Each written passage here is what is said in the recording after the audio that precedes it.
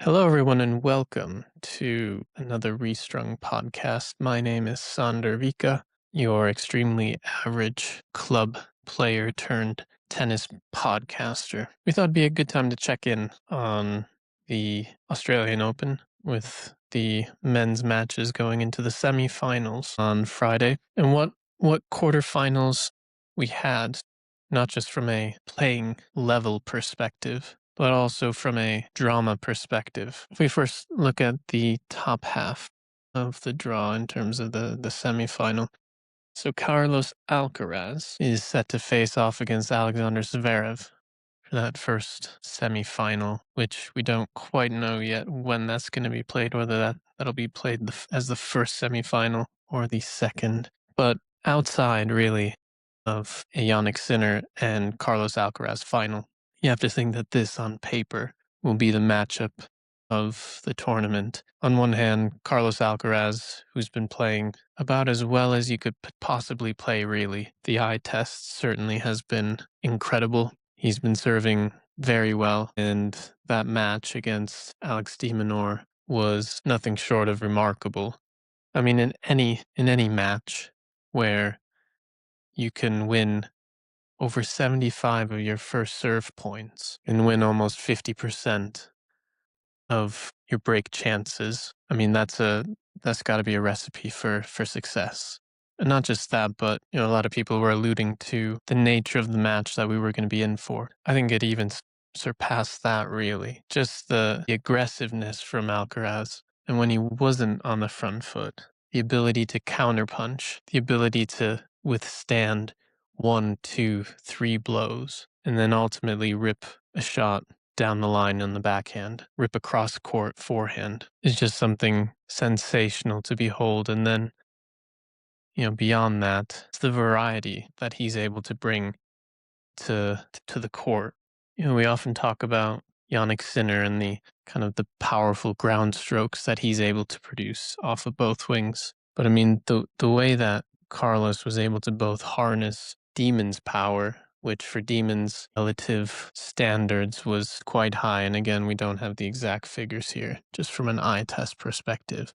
But the way that he was able just to control those ground strokes was just simply incredible. And in a lot of ways, the match itself went very much as we probably would have predicted, in terms of Demon giving it his best throughout, but slowly tailing off at the genius, really, of Alcaraz. And the thing that we often forget about Carlos is that, we talk about this incredible ground game, but he's got touch, he's got obviously speed and power, but he's also got a serve and just the variation. And we have an episode, a dedicated episode coming out soon on YouTube around the serve changes and mechanics that he has employed and ultimately some settled on, which really has brought him quite close to Novak Djokovic. But the guy just has weapons everywhere you look. The scary thought is, what if he was 2 to 3 inches taller? But regardless, Carlos wins 7-5, 6-2, and 6-1 in what was a thoroughly entertaining quarterfinal, which left Alexander Zverev and Lerner Teen to duke it out. And remember, coming into this match, again, from an eye test perspective and also some stats to back this up, I can't remember Alexander Zverev having a better serving and then 1-2 punch after the serve when it has come back. Certainly from a Grand Slam perspective, and I don't know how long. He's obviously been playing some great tennis for a while now. Coming back from that injury at Roland Garros a few years ago, building his confidence up, all that effort that's gone into improving his second serve. We all know about his potentially, at least top 3 backhand in the world, the weapon that he's consistently had. But obviously the big thing has been, can his serve hold up under pressure? And can he do a bit more with the forehand? Because the forehand obviously is a very kind of looping shot, so that has a lot of shape on it. And out of the two, and again, this is all relative, right? Because he has been number 3 in the world for a while. Without injuries and a few setbacks here and there, he would have been consistently number 3 in all likelihood now for about 7 years, right? Since he started winning those Masters 1000 events on clay in particular. But just from an eye test, being able to up the ante on his serve and forehand in particular has been great because it's gotten him out of tiny little dips in form. And that's obviously been valuable. And the question was coming into this match, can he do the same against Lerner Teen, who has had an extremely good Australian Open? Remember, he took down Danny Medvedev for the second year in a row. And we saw a lot why. The first set, a little bit underwhelming from Teen's perspective, and an incredible second set. If anything, Asha did a great job just to hang in there and push it to a tiebreak. But just some incredible returns, some incredible feel, the variation. I think Zverev even touched on it in his either on-court interview or post-match, press conference, where he talked about Lerner's ground game being unlike most, shall we say. Obviously, Lerner, then you had the fallout from that great second set, 6-1 to Sasha in the third, and then again, another closer fourth set with that going the way of Zverev in a tiebreak. But of course, we have to give Lerner his fair dues. He's played a very, very good tournament again. If we look at his serving stats, his first serve percentage and first points won, pretty good against the number 3 player in the world. Statistically, what starts to let him down is the massive amount of double faults, the low second serve win percentage. And whereas Sasha saved all 3 of his break points, Lerner was only able to save 4 out of his 7. But going back to Sasha for a moment, we were chatting about this amongst ourselves on the podcast before the season began. And we said to ourselves, who are we looking to take that next big step? And really, we all hoped and thought it could be Zverev. He needed to make a change. He needed to take that extra step. And that's difficult. That's tremendously difficult because what that requires is, as we've said with the likes of Roger, Rafa, Novak, Andy to a certain extent, you have to be so unhappy with what most people would say is beyond their wildest dreams. So for Zverev to say, you know what, I'm the 3rd best player in the world. I can beat just about anybody on a regular basis except for Sinner and Alcaraz. And it's obviously so easy for people in that position, for a player in that position to say, you know what, there's nothing I can do. Being number 3 in the entire world is something. So to introduce a bit more serve volley, as we've seen in this tournament, to be a bit more aggressive, take a bit more risks with his forehand, not step in and be massively up against the baseline. That's not his game style. Not to hit it, as flat as Danny Medvedev, but just solid, calculated, aggressive risk taking with the forehand. A little bit like his backhand. Is proving dividends. It's really fun to watch. And if anything, it's given him the best chance that he's potentially ever had to beat Carlos Alcaraz. And the reason why we say that is maybe potentially clay is his better surface. However, the mental and emotional and physical toll to get here been just about as straightforward from Sasha's perspective as he's ever had in a Grand Slam. He has given up the odd set, but he also hasn't been going for 4 hours, on a regular basis this tournament. And when you get into 4 hours, 4.5 hours against a Carlos Alcaraz, that can make all the difference in the world, both from a physicality perspective, but also from a mental endurance perspective. Regardless, you find it difficult to see him being able to outlast Carlos in this form. Just the pure consistency that Carlos has shown. And if you're being honest, even though tennis doesn't work this way, but if it was an amalgamation of who deserved it more across 2 weeks up until this point, it would be Carlos, hands down, right? Sinner had his major almost fumble against Elias Baziri, got lucky, fought his way through, still massive respect, but he had that bobble. Djokovic has obviously been very fortunate the past 2 matches to get to where he is, and we'll go through that in a moment. And even though Zverev's been very, very good, playing some of his potentially best hardcore tennis in a Grand Slam, as of yet, you still don't think he's been on that level of Carlos.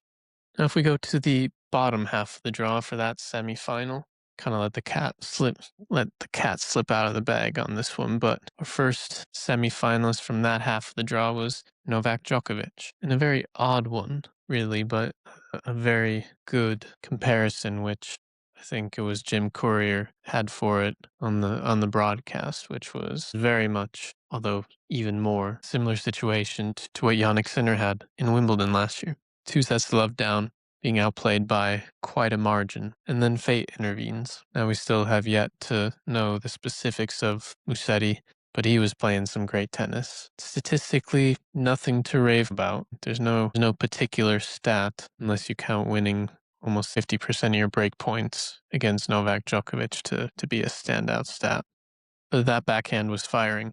And it's a shame because I think Musetti has now, together with the ATP finals, really, and some of the stuff he was showing in particularly Paris last year, has really cemented his level and his ability to be, at least a quarterfinal player in pretty much all the Grand Slams, maybe with the exception of Wimbledon, on a regular basis. So obviously the big story was Djokovic. He seemed to have some issues of his own with potentially blisters on his toe and foot. But obviously Djokovic has had quite a privileged path through. If we go back a few rounds, he beat Amanda Sanchlup in a match where I think the neutral fan thought that Botic left quite a bit on the table in that match. Could have made it quite a bit more difficult for Novak, pushed him a bit more deeper into, probably should have been a fifth set. Then he walks over what would have been against Jakob Mensik, who in his own right had been playing some good tennis, maybe some of the best tennis since his maiden Masters 1000 event victory in Miami last year, where he beat Djokovic in the final. I think a lot of us more hardcore fans were looking forward to seeing if Jakob could live up to the occasion on that one, but didn't work out that way.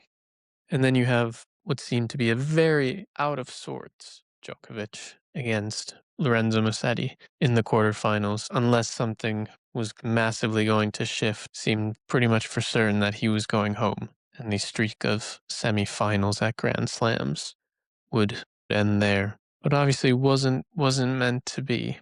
Wasn't meant to be. Which obviously turns to how he approaches the semifinal.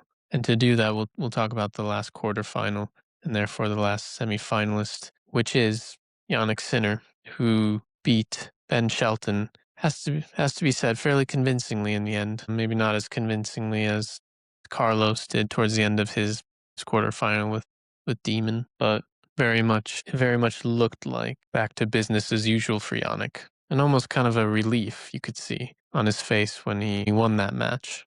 A really interesting match when you look at the serve stat. Ben again leading with his serve, making over 75% of his first serves. But again, it just shows you how good Jannik Sinner is. Because out of those 76% of first serves that he made, only 65 he won. Jannik seemed to struggle to get some first serves in. He was hovering around 60%.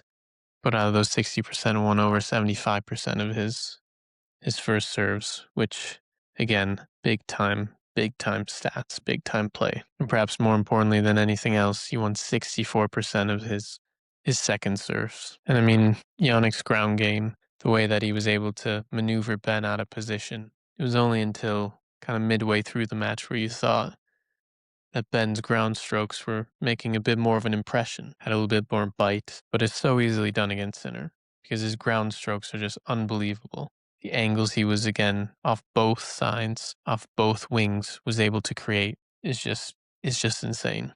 And that's where you're starting to see how the reason why Carlos Alcaraz is the only person who can stick with him is because Carlos Alcaraz is the best mover in the world, perhaps the best mover that tennis has ever seen. Obviously, there's an argument and a conversation and a debate to be had about Novak Djokovic in his prime, his absolute peak, which whether that was, somewhere between 2011 and maybe 2015. But, certainly you have to have elite movement and elite skill to even hold with Sinner in a rally. And when even Carlos isn't able to assert himself in those rallies, like he was able to do in the US Open, but wasn't able to do in the World Tour Finals last year, even for him, it becomes an almost impossible proposition. But before we get to that, we go back to the second semifinal, bottom semifinal, Sinner versus Djokovic. And you got to think, how does Djokovic overcome this and stand in his first final since the 2024 Wimbledon final? And what you got to say is he's got to pray for heat, right? He's got to pray that he has the first semifinal match and that it's a hot one. Because really, other than heat, you have to think that Jannik Sinner is going through to the final, particularly when you have the way that Djokovic didn't seem to get into a rhythm in his quarterfinal match, was completely outplayed in his quarterfinal match. You also have that lingering toe issue potentially, and then just physics and biology, right? I mean, getting close to 40, you got Jannik Sinner, who is almost 15 years his younger. He can put a toss-up between whether he's number one or number two in the world in terms of his ground stroke game, continues to improve his serve, had his hiccup in the earlier round. His comeback obviously is looking to three-peat for the first time since Djokovic did it in between 11 and 13. And the thing about Sinner is he exposes your weakness, and that's what great players do, right? Djokovic did it for so many years himself, being able to outlast players, not just physically, but mentally, right? To that very point where he was able to unlock that bit of doubt in players, perhaps no more evident than in the 2021 Roland Garros, where he, if I remember correctly, was 2 sets down on 2 different occasions, one to Musetti and one to Steph Tsitsipas in the final. And for Sinner, it's somewhat the same thing, albeit slightly different. He exposes people's ground games. He exposes their movement. From a Djokovic perspective, Djokovic not being 25 anymore, getting out to the corners and back from the corners creates a massive dilemma, especially because Sinner can regularly, repeatedly hit those corners and with pace. It was one of the things that paved the way in that meeting in 2024 when Sinner finally beat him in a Grand Slam for the first time. But let's see.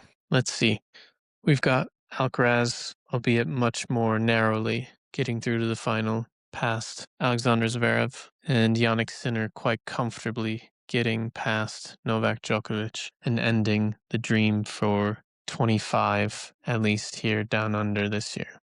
And there we have our 4 semifinalists. You could say no real surprise, given that they are the top 4 seeds, the top 4 players in the world. But again, it just showcases how difficult it is to get past these cream of the crop players. And even if you look within those players, you still have perceived different levels. You have Sinner and Alcaraz just above Zverev, and probably what you would think just above Djokovic at this stage in their careers. We'll do another show on Saturday just to preview the final. And as we alluded to a little bit earlier on in the episode, there will be some follow-up episodes, including some kind of mini focused episodes, segments, which will be released on YouTube around some of the top stories and key takeaways from the major.